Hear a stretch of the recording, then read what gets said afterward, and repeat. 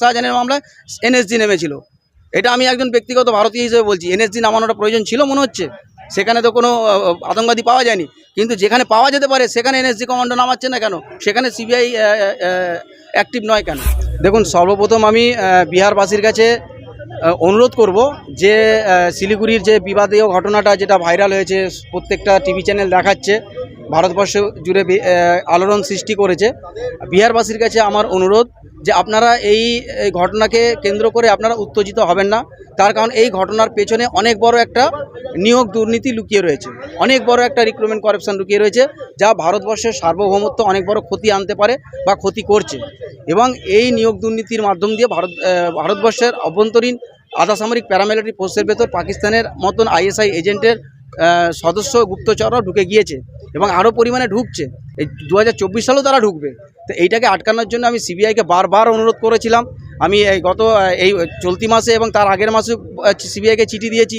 12ই July CBI আমার 164, 160, 161 CrPC জবানবন্দি গ্রহণ করেছে। সেখানেও বলেছি যে এবারে ঢুকবে, তাকে আটকাতে, কিন্তু সফল হয়নি। সিবিআই এটাকে পারলে আটকাতে পারত, প্রশাসন আটকাতে পারত, ভারত সরকার আটকাতে পারত। আজকে যদি এই ঘটনা ঘটে থাকে, এখানে রজত ভট্টাচার্যের আমি কোনো দোষ দেবো না, কোনো দোষ দেখছি না। এখানে যদি সবচেয়ে বেশি কোনো দোষ থাকে সেটা হচ্ছে সিবিআই এবং ভারত সরকারের।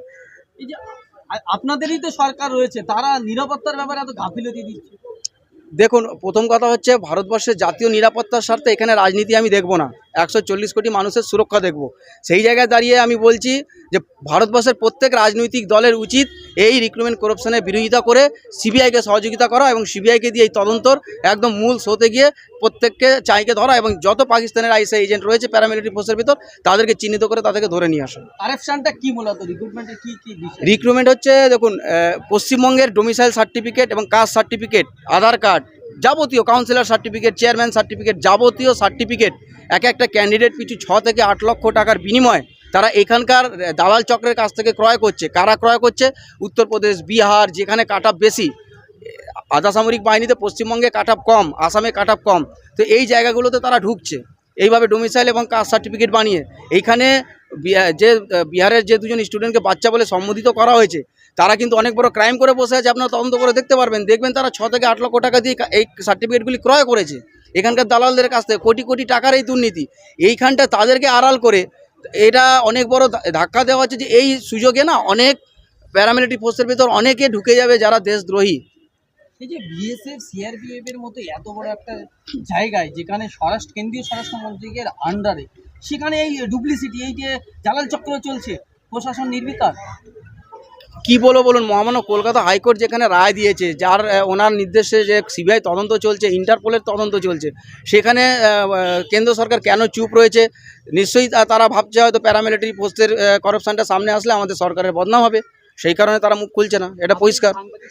বললেন যে আপনি এই দুর্নীতি নিয়ে বিজেপি রাজ্য দপ্তরে আপনি চিঠি করেছিলেন, তাই জানিয়েছিলেন, তারপরে কোনো সুরাহা দিলেনি, আপনাকে এই মুখ বন্ধ রাখার নির্দেশ দিয়েছে। কি হয়েছিল ব্যাপারটা যদি বলেন?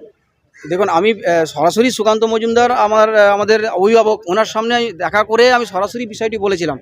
তিনি যা কথা বলেছেন খুবই মানে তাৎপর্যপূর্ণ ব্যাপার, যে উনি এই বিষয়টায় গুরুত্ব দেননি, একদমই দেননি। আমাদের বিরোধী দলনেতা, আমাদের দলের শুভেন্দু অধিকারী মহাশয়, ওনাকেও জানিয়েছি, কোনো গুরুত্ব নেই।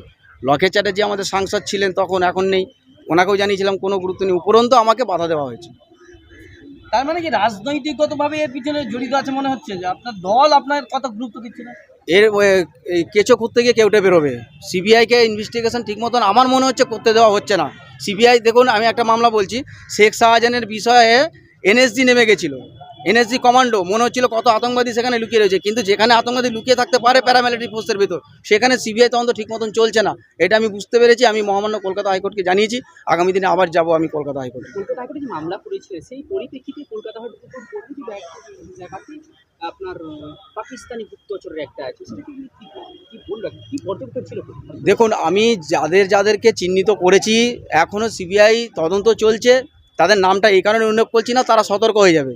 সিবিআইকে আমি অনুরোধ করব আপনাদের সংবাদ মাধ্যমের মাধ্যমে, যে সিবিআই একদম প্রপারলি রাজনৈতিক প্রেসার ছাড়া, কোনো গভর্নমেন্টের প্রেসার ছাড়া ভারতবর্ষের 140 কোটি নাগরিকের স্বার্থে তদন্তটা যেন ঠিকঠাক করুক। আপনি বলুন তো, এত বড় একটা বিভৎস ঘটনা 1 বছর হয়ে গেল, এখনও তদন্তের কোনো সুরাহা নেই? আপনারা কেউ হয়তো জানেনই না যে সিবিআই তদন্ত চলছে, কিন্তু অনেক ছোটোখাটো ঘটনা রাজনৈতিক উদ্দেশ্যে সিবিআই এত বড় করে তদন্ত করছে যেন মনে হচ্ছে, যেমন বলেই দিলাম শেখ শাহজাহানের মামলায় এনএসজি নেমেছিল। এটা আমি একজন ব্যক্তিগত ভারতীয় হিসেবে বলছি, এনএসজি নামানোটা প্রয়োজন ছিল মনে হচ্ছে? সেখানে তো কোনো আতঙ্কবাদী পাওয়া যায়নি, কিন্তু যেখানে পাওয়া যেতে পারে সেখানে এনএসজি কমান্ডো নামাচ্ছে না কেন? সেখানে সিবিআই অ্যাক্টিভ নয় কেন? আপনি কি চাইছেন? আমি চাইছি প্রথম কাজ হচ্ছে 2024-এ যে রিক্রুটমেন্ট ভ্যাকান্সি চলছে এখানে বহিরাগতদের আটকানো।